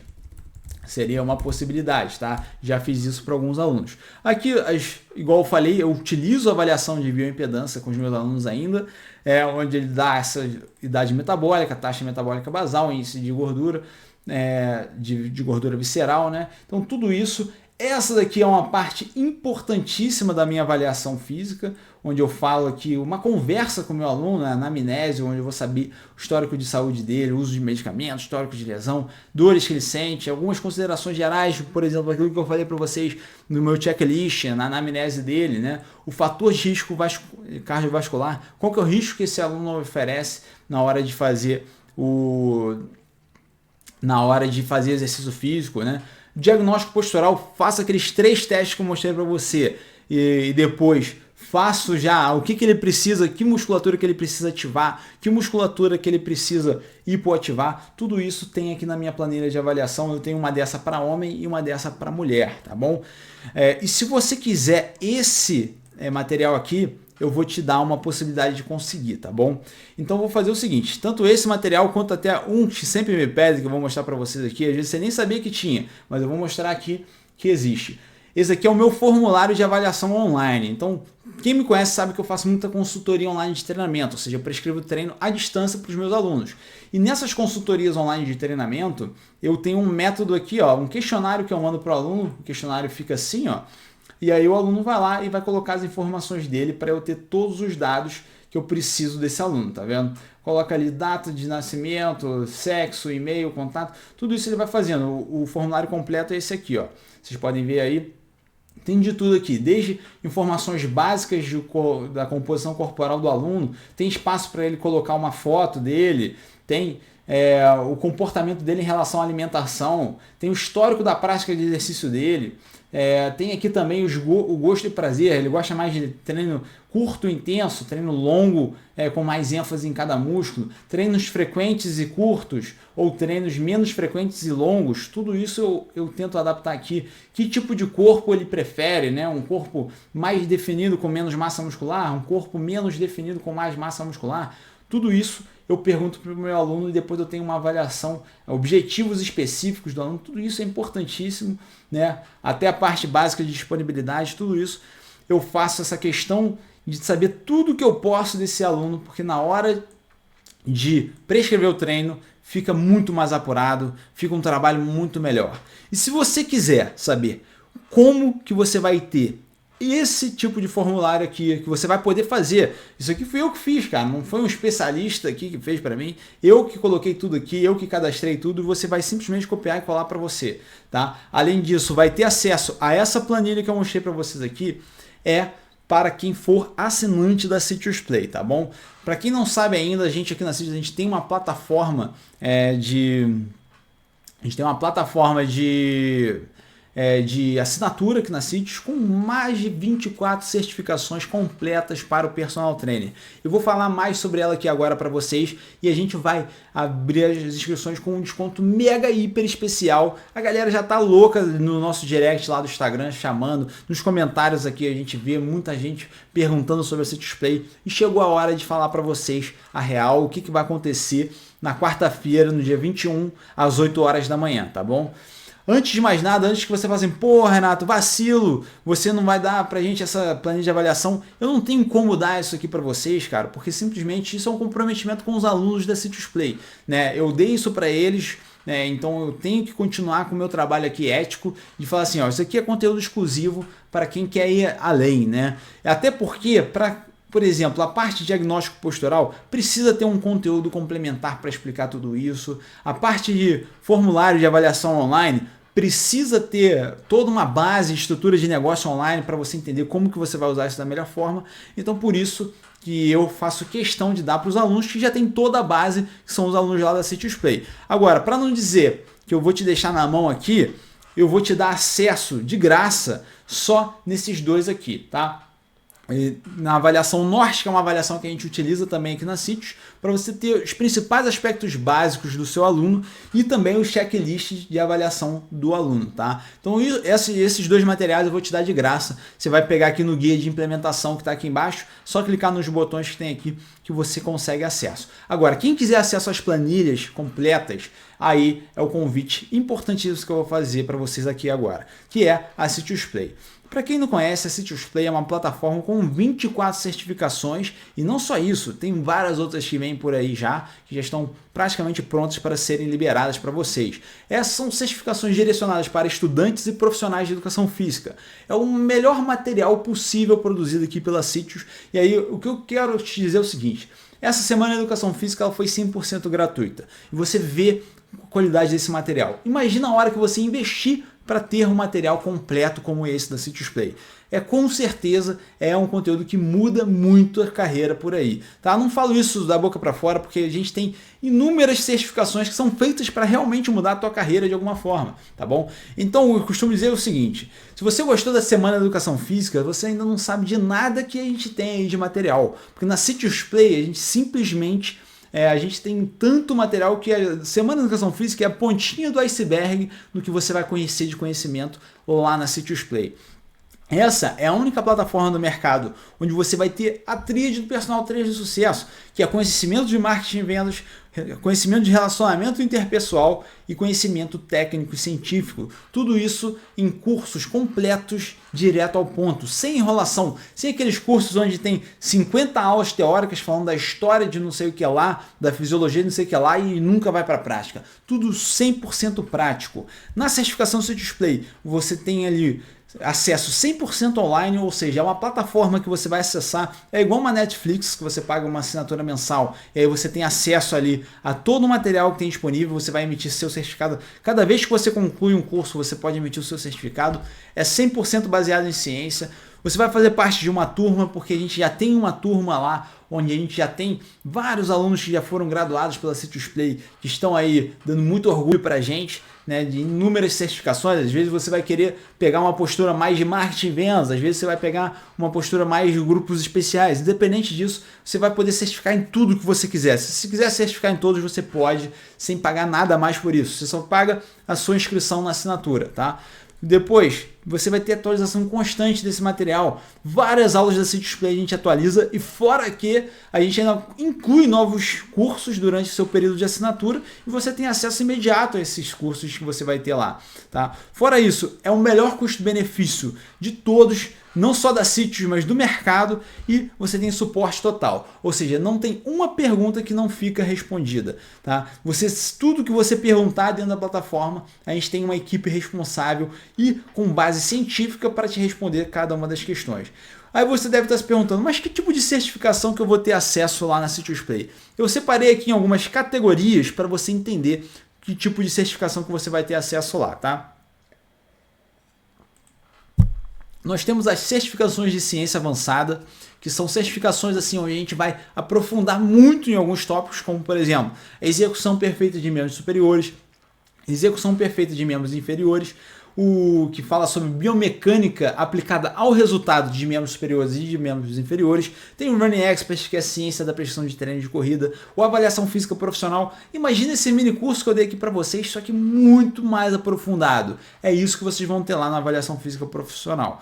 Fora isso, as certificações de implementação imediata são aqueles conteúdos que você assiste uma aula e você já consegue aplicar imediatamente. Quais que são esses? O de métodos de treinamento, vocês viram o mini curso de métodos de treinamento do Vitor, né? Imagina um curso completo de métodos de treinamento com todos os métodos dentro da musculação possível. Fora isso, o curso completo de HIIT, o infográfico descomplicado, a gente pega todos os infográficos da Citius até hoje e explica cada um deles para vocês, toda a ciência por trás de cada infográfico. Tem as certificações de ciência aplicada, que são os caçadores de mito, o workshop de treinamento eficiente, os caçadores de mito de hipertrofia muscular, caçadores de mitos de emagrecimento, tudo isso você tem acesso lá também. Fora isso, as certificações de nicho, ou seja, a gente considera que esses aqui são nichos de mercado que você pode explorar. Você faz esses cursos aqui, são um nicho, para quem não conhece, é a palavra que é o seu público-alvo, um segmento da área da educação física que você vai poder atuar, como por exemplo, exercício físico e hipertensão arterial, treinamento físico para gestantes, lesão no ligamento cruzado anterior, exercício físico e diabetes, condromalácia patelar, lesão na articulação do ombro. Tudo isso são grupos de pessoas, quem tem uma lesão no ombro, por exemplo, que te contratar, imagina o que você vai ter de responsabilidade na hora de trabalhar com essa pessoa. Aqui você vai estar 100% apto e capaz de treinar esse aluno. Agora, outra coisa, as certificações de alavancagem. Essas são as certificações que a gente fala assim, é para fazer a certificação de graça. Vai valer de graça para você essa certificação. Por quê? Porque aqui você vai ter certificações que vão te ensinar a monetizar todo esse conhecimento que você está adquirindo. Então você vai adquirir muito conhecimento na CityDisplay. Como que você faz para ganhar dinheiro com esse conhecimento que você adquiriu? Então você vai ter ali o curso como, por exemplo, o Personal Trainer Digital, que te ensina a fazer toda a parte de marketing e vendas para consultorias online de treinamento, para você prescrever treinos online, como o Renato faz.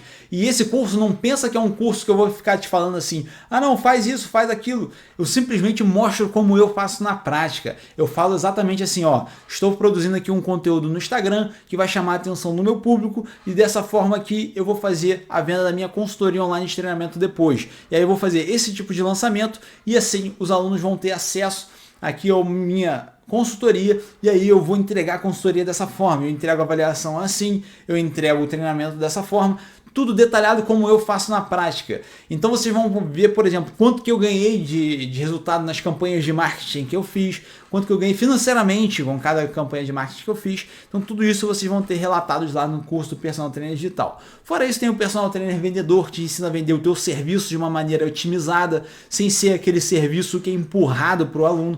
O Personal Trainer Insuperável, que te ensinando a ser um personal de alta performance, ou seja, o cara que todo mundo vê na academia e chama atenção, o jeito que ele trata as pessoas, o jeito carismático, tudo isso é aprendizado que você consegue fazer na prática. Se você seguir a diretriz que a gente ensina no Personal Trainer Insuperável, você com certeza vai mudar a maneira que os alunos te veem na academia. Fora isso, o Faturamento Sem Limites, que te ensina a gerenciar as finanças da sua carreira, ou seja, cada mês que você trabalha vai entrando uma renda para você.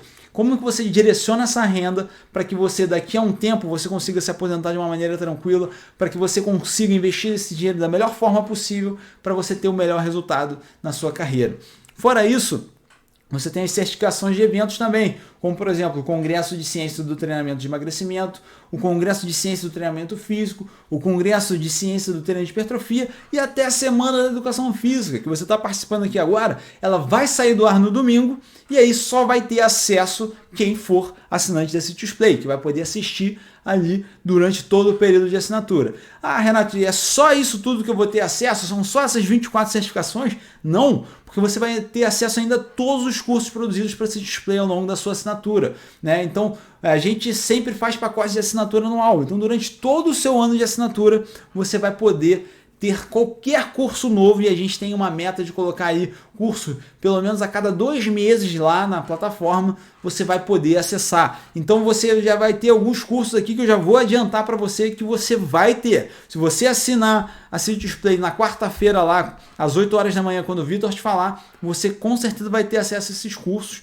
né? Se você assinar a Citius Play essa semana em geral, você certamente vai ter acesso a esses cursos, que é o curso de mobilidade articular, é o curso completo, tipo o que vocês viram, o mini curso do Gustavo, imagina um curso completo, destrinchando cada articulação, cada rotina plausível de treinamento de mobilidade, o curso de avaliação física na prática, tudo que eu falei de correção postural para vocês, imagina tudo isso bem aprofundado, tá? E esse curso, inclusive, já está até gravado. A gente só falta editar e formatar para disponibilizar para vocês na plataforma. Vocês já vão ter de antemão o curso de exercício físico e doenças cardiovasculares, que vocês vão ter acesso também. Esses 3 cursos já estão até confirmados, ou seja, esses daqui vocês terão garantidamente lá na plataforma. E tem os cursos que já estão previstos, que a gente ainda não gravou, mas que em breve vão estar lá também, que é o exercício físico para idosos e o de análise comportamental de alunos de musculação. E são só esses? Não. Tem vários outros cursos que vocês mesmos trazem a demanda pra gente, né? Eu já vi muita gente falando que quer um curso de CrossFit aplicado ao personal trainer. Tudo isso a gente está planejando e se a gente conseguir implementar durante esse ano de assinatura, você com certeza terá acesso, tá bom? É sempre um conteúdo embasado cientificamente, um conteúdo prático e focado em resultado. É o material da Citius da maneira que você está conhecendo aqui. Sem aquelas aulas monótonas que dão volta, volta, volta e não chega a lugar nenhum. Todas elas bem dinâmicas e com alta qualidade visual. Porque é o que a gente sempre fala. Quem tem mais conhecimento sempre vai ter mais oportunidade, vai ter mais aluno e a remuneração, consequentemente, vai ser maior. Você vai conseguir viver da carreira de personal trainer de uma maneira que vai fazer sentido para você. Você vai ter reconhecimento, você vai ter autoridade no seu mercado de trabalho. É o que você precisa para decolar na sua carreira. Agora, se você não tem conhecimento, é o que a gente sempre fala. É o profissional que acaba ficando frustrado, fala que a educação física não dá dinheiro, fala que os outros profissionais conseguem porque eles têm sorte e acaba vendo profissionais que são bem sucedidos ganhando mais do que você, sendo que você é capaz de ser muito melhor que eles, tá? E se você tá falando aí, pô, que legal aí, o Renato tá falando da Citius Play, mas será que esse negócio é confiável? Será que vale a pena? A gente pelo menos já tem a confiança de mais de 3.000 alunos espalhados em todo o Brasil e até outros países como Argentina, Portugal, Angola, Estados Unidos, Inglaterra e até Alemanha, tá? Já são mais de 3.774 alunos, né, que a gente já tem cadastrados nos cursos aqui da Citius e a gente fala que chega a um certo ponto aqui na nossa carreira que a gente nem fala mais nada. A gente deixa os nossos alunos falar pela gente. Gosto na Citius Play é o fato deles se basearem totalmente na ciência, né? Minha prescrição de treino melhorou muito na musculação. Tenho uma confiança muito grande agora em dar aula. A CIS é uma plataforma completa que auxilia qualquer personal trainer. Muito grato por todas as temporadas, conseguiu me ajudar muito com o trabalho como gestante, o trabalho de HIIT, o trabalho para emagrecimento, com hipertrofia, a execução perfeita. Aprendi também a prescrever treino de corrida, principalmente de 5 a 10 km. Acho que hoje em dia um personal tem que saber prescrever um bom treino de corrida. Hoje eu tenho muitos alunos de personal aqui que me procuram justamente por esse problema, por ter algum problema no joelho. Sobre personal trainer digital, eu pude dar início à minha própria consultoria online. Tem que me dar uma autoridade em dar aula, em conversar, em fazer alguma postagem. Sem contar que eu entrei para a Citius Play em janeiro desse ano de 2020, então faz menos de 6 meses que eu tô no mercado e eu já consegui essa porrada de gente só com consultoria online. Eu mudei muito minha maneira de relacionar com meus alunos através do módulo Personal Trainer Insuperável.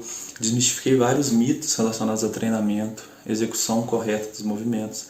Agreguei muito com o módulo que aborda o treinamento físico para gestante.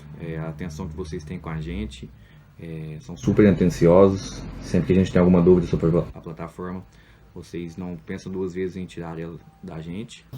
Sem palavras, é gratidão mesmo. A Citius está de parabéns. Tenho certeza que hoje eu sou um melhor personal trainer, hoje eu sou um melhor profissional de educação física, muito devido ao que eu adquiri através da Citius Play. O que foi onde eu me encontrei. E eu vou...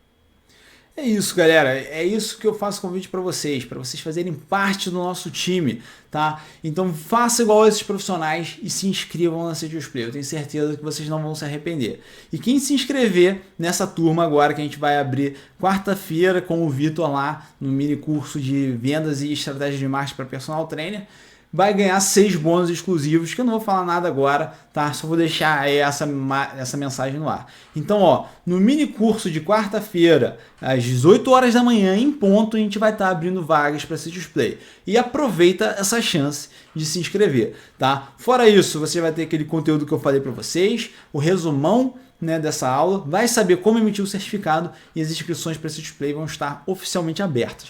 Aproveite essa oportunidade, vai ser um desconto exclusivo, tá? Eu tenho vergonha do desconto que a gente vai dar para essa turma, tá? Eu acho que assim, vai ser praticamente de graça que a gente está dando essa plataforma, então aproveitem, tá? Não deixam de conferir na quarta-feira o Vitor fala sobre isso, tá?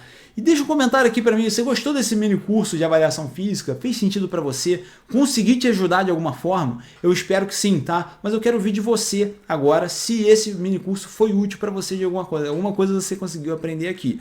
E lembrando, nosso cronograma aqui, a gente ainda tem 3 encontros marcados aqui em aula e ainda tem a nossa live de encerramento lá no Instagram, tá bom? Eu encontro vocês então nas nossas próximas aulas aí. E não se esqueçam, Citius Play é uma oportunidade única. Depois de domingo vai ter muita gente querendo se inscrever, então aproveita para ser logo lá na quarta-feira já se inscrever, tá bom?